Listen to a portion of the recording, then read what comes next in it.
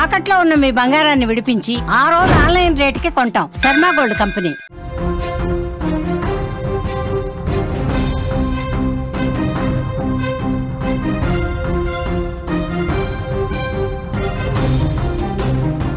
గుంటూరు, కృష్ణా, ప్రకాశం జిల్లాల్లో భారీ వర్షాలు కురుస్తున్నాయి. నదిని తలపిస్తోంది గుంటూరు విజయవాడ హైవే. అల్పపీడనానికి తోడు ఉపరితల ఆవర్తనం. రానున్న 48 గంటల్లో ఇంకా భారీ వర్షాలు పడే అవకాశం ఉంది. హైదరాబాద్కు కూడా భారీ వర్ష సూచన. ఈరోజు మధ్యాహ్నం నుంచే మొదలు హైదరాబాద్లో 70 నుంచి 140 మిల్లీమీటర్ల వర్షానికి అవకాశం ఉంది. ఇళ్ల నుంచి ప్రజలు ఎవరూ కూడా బయటకు రావద్దంటూ సూచన చేస్తున్నారు అధికారులు. తెలుగు రాష్ట్రాలను అల్పపీడనం గజగజ వణికిస్తోంది.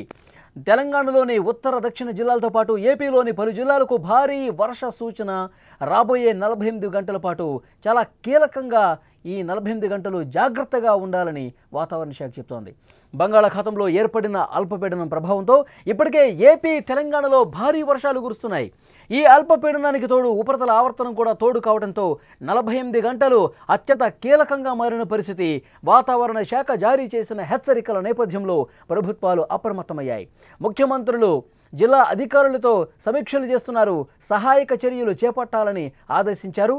బంగాళాఖాతంలో ఏర్పడ్డ అల్పపీడన ప్రభావంతో ఉత్తర తెలంగాణ జిల్లాలు వర్షాల దాటికి విలువలాడుతున్నాయి.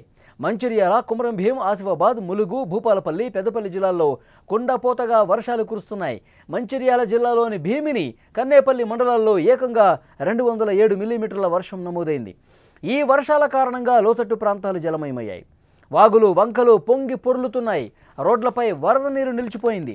గ్రామాలకు రాకపోకలు నిలిచిపోయాయి. ప్రజలు తీవ్ర ఇబ్బందులు పడుతున్నారు. విజువల్స్లో మీరు చూస్తున్నారు. అటు కృష్ణా, గుంటూరు, ప్రకాశం జిల్లాల్లో భారీ వర్షాలు కురుస్తూ ఉన్నాయి. బంగాళాఖాతంలో ఏర్పడ్డ అల్పపీడనం ఏపీలో బీభత్సమే సృష్టిస్తోంది. ఈ అల్పపీడనం గుంటూరు, కృష్ణా, ప్రకాశం జిల్లాల మీద తీవ్రంగా చూపిస్తోంది. విజువల్స్లో మీరు చూస్తున్నారు. గుంటూరు విజయవాడ హైవే ఒక చెరువును తలపించే విధంగా, అతిపెద్ద కాలువను తలపించే విధంగా ఆ రోడ్డు కనిపిస్తుంది.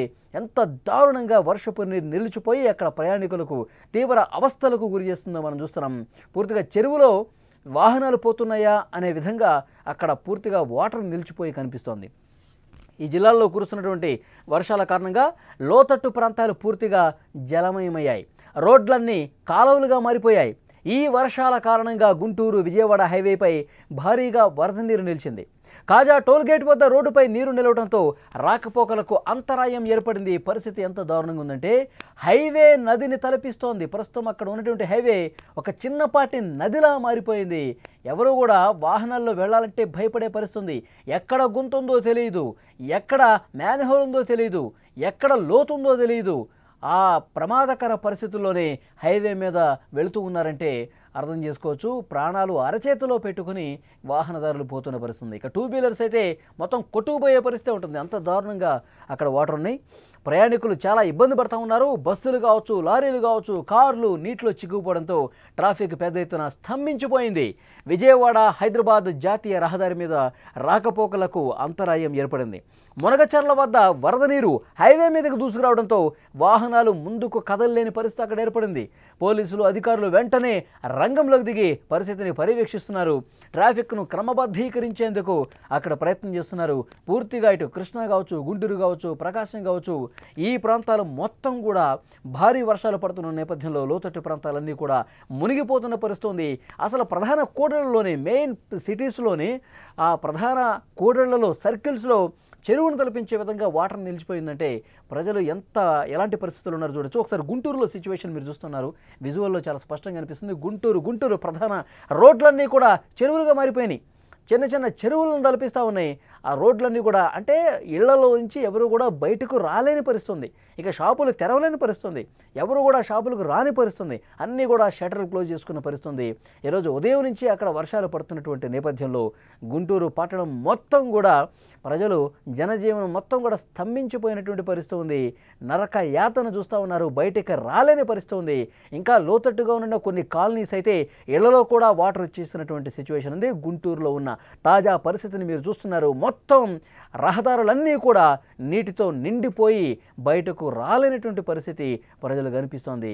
చాలా ప్రమాదకరమైన పరిస్థితులు గుంటూరులో ఉన్నటువంటి కాలనీస్ ఇక్కడ కనిపిస్తున్నాయి. అలాగే విజయవాడలో కూడా సేమ్ సీన్ రిపీట్ అయింది. విజయవాడ, హైదరాబాద్ హైవే అయితే పూర్తిగా జల దిగ్బంధంలో చిక్కున్నటువంటి సిచ్యువేషన్. హైదరాబాద్ ప్రజలు కూడా అప్రమత్తంగా ఉండాలని ఒక హెచ్చరిక వచ్చింది. ఈరోజు మధ్యాహ్నం తర్వాత మళ్ళీ చెప్తున్నాం, ఈరోజు మధ్యాహ్నం తర్వాత వర్షాల తీవ్రత పెరుగుతుంది. ఈ సాయంత్రం నుంచి రేపటి వరకు కూడా వర్షపాతం భారీగా నమోదయ్యే అవకాశం ఉంది. 70 నుంచి 140 మిల్లీమీటర్ల వరకు భారీ వర్షాలు కురుస్తాయని వాతావరణ శాఖ హెచ్చరించింది. దీనివల్ల నగరంలో ట్రాఫిక్ సమస్యలు ఏర్పడే అవకాశం కూడా ఉంది. రోడ్లపై నీరు నిలిచిపోయి ప్రజలు నానా ఇబ్బందులు పడుతున్నారు. ప్రయాణాలు చేసేవారు జాగ్రత్తగా ఉండాలని హెచ్చరిక జారీ చేశారు.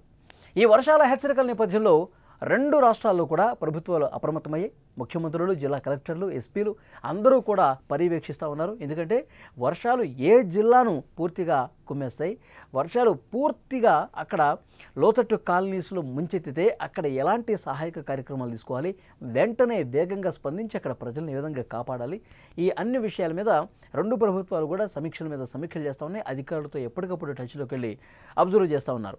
ఒకవైపు అగ్నిమాపక దళం కావచ్చు, ఎన్డీఆర్ఎఫ్, ఎస్డీఆర్ఎఫ్ బృందాలను కూడా సంసిద్ధం చేసినటువంటి పరిస్థితి ఉంది. ఎక్కడ ఎలాంటి ఇబ్బంది లేకుండా ఎప్పటికప్పుడు కంట్రోల్ రూమ్స్ కూడా ఏర్పాటు చేసి, ఎందుకంటే ఈ వర్ష బీభత్సం ఇదే విధంగా కొనసాగితే కనుక, భారీ వర్షాలు ఇదే విధంగా నమోదైతే కనుక ప్రజలు ఇబ్బంది పడతారు. కాబట్టి అందుకు తగ్గట్టుగా చర్యలు కూడా తీసుకున్నారు. ఒకవేళ కాలనీలు మునిగిపోయే పరిస్థితి ఉంటే, ఇళ్లలోకి వాటర్ వచ్చేసి పరిస్థితి ఉంటే, ఇళ్లలో ఉన్నటువంటి సామాన్లు కూడా చాలా సందర్భాల్లో కొట్టుపోయిన పరిస్థితి ఉంది. నిన్న వరంగల్లో చూడలేదా? వరంగల్లో పరిస్థితి ఎంత దారుణంగా ఉందంటే, లోపల కాలనీలు లోపలికి రావటం కాదు, ఇళ్లలోకి వచ్చేసి ఇంట్లో ఉన్న సామాన్లు కూడా వాటర్లో తేలియాడుతున్నటువంటి పరిస్థితి ఉంది. అంత దారుణమైన సిచ్యువేషన్ కనిపిస్తుంది. కాబట్టి వాగులు, వంకలు అన్నీ పొంగి ప్రవహించే అవకాశం ఉంది. పూర్తిగా పట్టణంలోకి ఆ వరదంతా వచ్చే అవకాశం ఉంది. కాబట్టి డెఫినెట్గా తగు చర్యలు తీసుకోవాల్సినటువంటి అవసరం ఉంది అని చెప్పి అధికారులు చెప్తున్నారు. ప్రజలకు కూడా అవగాహన కల్పిస్తున్నారు. ఎక్కడ ఏ ఇబ్బందికర సమస్య ఉన్నా సరే వెంటనే టోల్ ఫ్రీ నెంబర్స్ కూడా ఇస్తూ ఉన్నారు. టోల్ ఫ్రీ నెంబర్కి ఫోన్ చేస్తే కనుక తగు చర్యలు తీసుకుంటామని చెప్తున్నారు. అయితే అత్యవసరమైతే మాత్రమే బయటకు రండి అని చెప్తున్నారు. అత్యవసరం అయితేనే రావాలా, లేదంటే ఆఫీసులో వాళ్ళు ఆఫీసులో ఉండాలి. వర్షం పడేటప్పుడు మధ్యాహ్నం నుంచి సాయంత్రం వరకు భీకర వర్షపాతం నమోదవుతుందని చెప్పి చెప్తున్న నేపథ్యంలో ఆఫీసులో ఉన్నవాళ్ళు ఎట్టి పరిస్థితుల్లో వర్షం సమయంలో బయటికి రావద్దు. వర్షం తగ్గిన తర్వాత 1 గంట గ్యాప్ ఇచ్చినా సరే అప్పుడు రోడ్ల మీదకి రండి. ఎందుకంటే అందరూ ఒకేసారి రోడ్ల మీదకి వస్తే కిలోమీటర్లు ట్రాఫిక్ జామ్ అయిపోయి పూర్తిగా స్తంభించిపోయే పరిస్థితి ఉంటుంది. సో డెఫినెట్గా తగు చర్యలు తీసుకోవాలి. ఎప్పటికప్పుడు మాన్సూన్ మానిటరింగ్ బృందాలన్నీ కూడా సహాయక కార్యక్రమాల్లో నిమగ్నమయ్యాయి.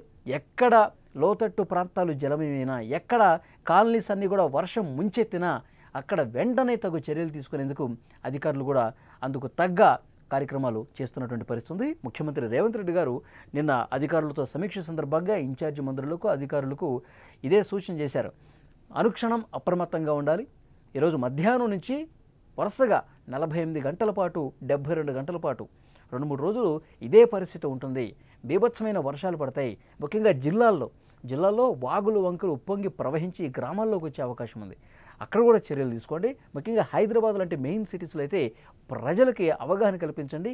ఎవరూ కూడా బయటకు రావద్దు. ఇంపార్టెంట్ వర్క్ ఇక తప్పదు అనుకుంటే మాత్రమే బయటకు రావాలని చెప్పి సూచన చేసిన పరిస్థితి.